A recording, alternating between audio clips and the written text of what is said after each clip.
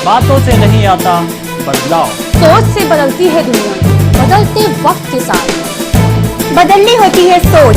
नए सोच के साथ लाए हैं हम खबरों का नया पेपर। आप देख रहे हैं इंडिया वार्ता न्यूज। घाघरा पर बना बिडहर का पुल, क्षतिग्रस्त, जान का खतरा। खबर जनपद अंबेडकर नगर के घाघरा नदी पर बने पुल की है, जहां पर पुल क्षतिग्रस्त हो चुका है, जिससे आने जाने में असुविधाएं होती हैं। लोग पुल पर जाने से अपने आप को भयभीत महसूस करते हैं। बता दें, यह पुल बने अभी कुछ ही वर्ष हुए और कुछ ही वर्षों में पुल की यह हाल हो गई। जगह जगह पुल पर गड्ढे हो गए, सरिया दिख रही हैं। सभी राहगीरों परेशानियों का सामना कर रहे हैं। राहगीरों से इंडिया वार्ता न्यूज के संवाददाता रमेश मोर ने बातचीत किया। सरकार से निवेदन किया कि इस पुल का मरम्मत कराना बहुत आवश्यक है।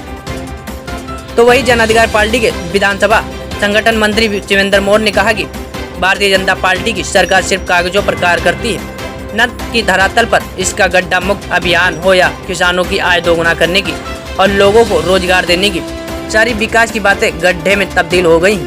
इस सरकार में विकास का कोई अता पता नहीं है। शिवेंद्र मोर यह भी बताया कि संत कबीर नगर सांसद परवीन निषाद के निवास से होते हुए मुख्यमंत्री जी के जन्म स्थान तक जाने का पुल है। अंबेडकर नगर से देखिए ब्यूरो चीफ रमेश मोर की ग्राउंड रिपोर्ट में। मैं इस समय जनपद अंबेडकर नगर और संत कबीर नगर जनपद को जोड़ने के लिए जो बिडहर मार्ग पर पुल, नदी पर पुल बना हुआ है, मैं उस पुल पर खड़ा हूँ। पुल की स्थिति ये हो गई है, पुल पूरी तरह से इधर उधर टूट गया। मैं पहले कैमरामैन से कहूँगा कि वह इस पुल को दिखाएं, पुल की क्या स्थिति हो गई है। आप देख सकते हैं यह स्थिति यहाँ पर ये इस प्रकार से जो है सरिया दिख रही, कंकड़ पत्थर है, किसी का भी साधन संसाधन नुकसान हो सकता है। अब मैं आपको बता दूं, यह जनपद अंबेडकर नगर और संत कबीर नगर का वह पुल है जो आधा पुल संत कबीर नगर में आता है और आधा पुल जो है जनपद अंबेडकर नगर में आता है। अब यह पुल मात्र संत कबीर नगर और अंबेडकर नगर को जोड़ने का रास्ता नहीं है। यह पुल जो है गोरखपुर, संत कबीर नगर, देवरिया, बस्ती, संत कबीर नगर, इस तरीके से कई जिलों को जोड़ने का यह मार्ग है, यह पुल है। आइए हम यहाँ के लोगों से भी बातचीत करते हैं जो राहगीर हैं कि उनको क्या समस्याएं होती हैं, कैसा भय होता है, या एनीवन जो भी जनता की राय है मैं आप तक पहुँचाता हूँ। आप बने रहिए हमारे साथ, बातचीत करते हैं। आप हमारे बीच में हैं। क्या नाम आपका? विपिन सिंह जी। तो कहाँ से आ रहे हैं आप? किस पुल पर आए? तो वहाँ विश्वनाथ नगर से। जो आप देखे कि पुल टूटा है, काफ़ी टूटा, तो सरिया वगैरह भी दिख रही है। सरिया वगैरह के साथ साथ डर लगता है इसको चलने, डर लगता है। बिल्कुल आप सर्विस करेंगे।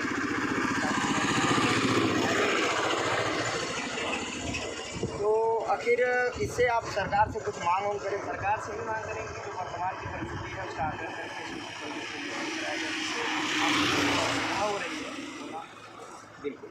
आप सुने कि सरकार से इन्होंने निवेदन किया है जो समस्याएं हैं उसका समाधान किया जाए। हमारे बीच में एक और नागरिक है, मैं इनसे भी बातचीत करना चाहूँगा। क्या नाम आपका? यह विवेक है। विवेक सिंह जी, क्या स्थितियां हैं आप देखें पुल की? भैया यहाँ की स्थिति ये है कि अगर रात में आप दो पहिया वाहन से आएँ तो एक्सीडेंट के चांसेस बहुत बढ़ जाते हैं, क्योंकि यहाँ पहली बात आप देखिए सरिया बीच में दिख रही है जी, और गड्ढे बन चुके हैं। इसमें सबसे बड़ी दिक्कत है फोर और आप पूरा पुल देख लीजिए, वहाँ से जहाँ से स्टार्ट होता है और जहाँ ख़त्म होता है पूरा टूटा ही है। अच्छा, आपको जानकारी है कुछ पुल बने चालू हुए कितने वर्ष हुए? अभी बहुत ज़्यादा हुए, मेरे हिसाब से 6-7 साल हुए हैं। 6 साल। और ये कंडीशन इसकी है, मैं तो यही कहना चाहूँगा, मुझे अच्छे से पता है क्या कंडीशन है। और बस यही चाहिए कि इसका फिर से कुछ कम से कम रिपेयरिंग तो अच्छे से करें, क्योंकि रात में सबसे ज़्यादा दिक्कत है। दिन में इंसान देख सकता है लेकिन रात में सब बहुत दिक्कत है। चलिए, आप और नागरिक को मैं किसी और की भी। क्या नाम आपका? जी, मेरा नाम शिवेंद्र मोर है। मैं वर्तमान क्षेत्र पंचायत सदस्य सरपुद्दीनपुर से हूँ।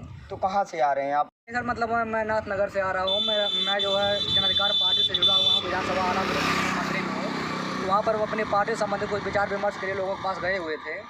तो फिलहाल मैं इस पुल पर पहुँचा तो देखा हूँ कि जो है लगभग 10-15 जगह 20 जगह पुल इस तरीके से टूट गया है कि वहाँ पर बिल्कुल सरिया दिखाई दे रहा है।